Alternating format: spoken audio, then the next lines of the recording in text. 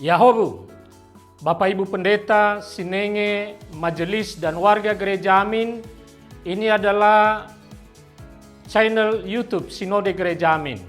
Karena itu, bagi yang mencintai Gereja Amin, tontonlah, subscribe, like, dan bagikan. Gereja Amin yang tangguh, mandiri, dan peduli. Tuhan Yesus memberkati.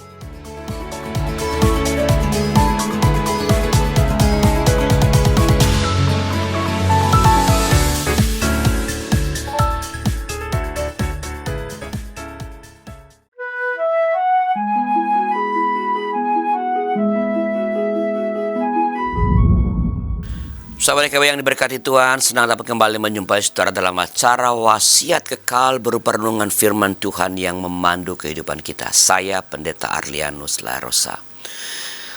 Renungan kita pada hari ini Rabu 22 April 2026 ditulis oleh sahabat saya, rekan saya, Pendeta Yoce Handri Karu dari GKI Kebonjati Bandung dengan judul Mukjizat Terbesar yang dilandaskan pada Injil Yohanes pasal 21 ayat pertama sampai 14.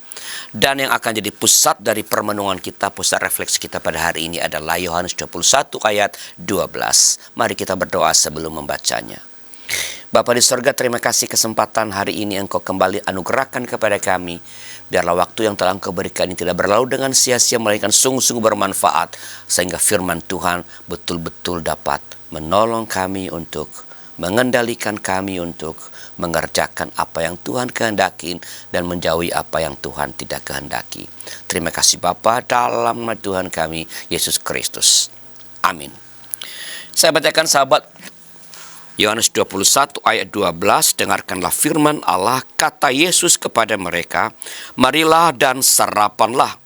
Tidak ada di antara murid-murid itu yang berani bertanya kepadanya, siapakah engkau? Sebab mereka tahu bahwa ia adalah Tuhan. Sahabat, kadang mukjizat terbesar bukanlah perubahan besar, melainkan sapaan hangat di tengah-tengah keletihan hidup.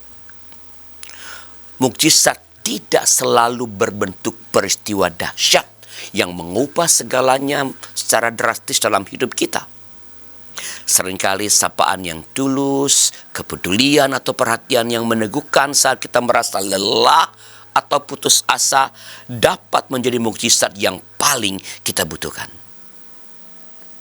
Yohanes 21 ayat pertama sampai 14 memperlihatkan para murid yang kembali ke kehidupan lamanya sebagai nelayan. Semalaman mereka menjala tanpa hasil. Ini adalah gambaran kelelahan dan keputusasaan. Di tengah keletihan fisik dan mental itulah Yesus hadir di pantai. Ia bertanya tentang hasil tangkapan mereka, memberi petunjuk yang menghasilkan tangkapan ikan yang banyak, dan yang lebih menyentuh hati ialah Yesus telah menyiapkan sarapan bagi mereka. Mukjizat terbesar dalam kisah ini bukan mengenai jumlah ikan yang dicala, melainkan kehadiran, kepedulian, dan persekutuan hangat yang Yesus tawarkan.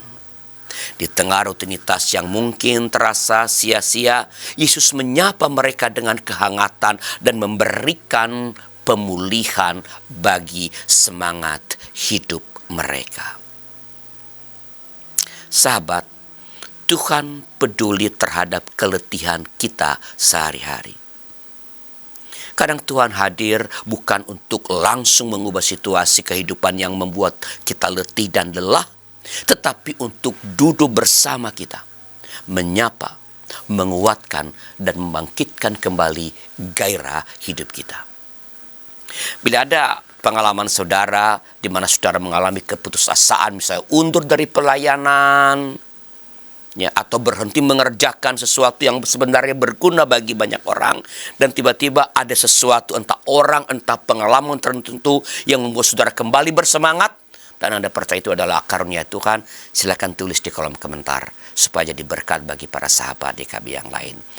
Dan jika ada di antara saudara yang ingin didoakan, silakan Sampaikan kepada kami permohonan doa lewat nomor 0812-8198-9191 dan atau kunjungi website kami yang baru di www.ykb-datarmedia.org. Kami dengan senang hati akan mendoakan saudara. Mari kita berdoa. Ya Tuhan, ajar kami untuk peka pada sapaan-sapaan sederhana yang Tuhan hadirkan dalam hidup kami lewat kehadiran sesama kami. Atau mengenai pengalaman-pengalaman melihat peristiwa tertentu yang pada akhirnya memberikan kami gairah untuk kembali mengerjakan hal-hal yang Tuhan kehendaki, untuk kembali pada jalan yang benar, untuk kembali mengerjakan perintah-perintah Allah dalam hidup ini, mengerjakan tanggung jawab kami yang Tuhan percayakan. Kami berdoa bagi mereka yang sedang frustrasi karena berbagai macam persoalan atau pengalaman-pengalaman pahit. Biarlah mereka juga boleh merasakan sapaan Tuhan lewat peristiwa-peristiwa sederhana dalam hidup yang mereka jumpai, atau kehadiran orang-orang tertentu dalam hidup mereka, supaya mereka jangan berlama-lama dalam keputusasaan, kesedihan, dan mungkin kemarahan, melainkan mereka boleh berbalik, agar mereka boleh tumbuh kembali untuk mengerjakan hal-hal yang berkenan kepada Tuhan, mengerjakan tanggung jawab yang Tuhan percayakan kepada mereka.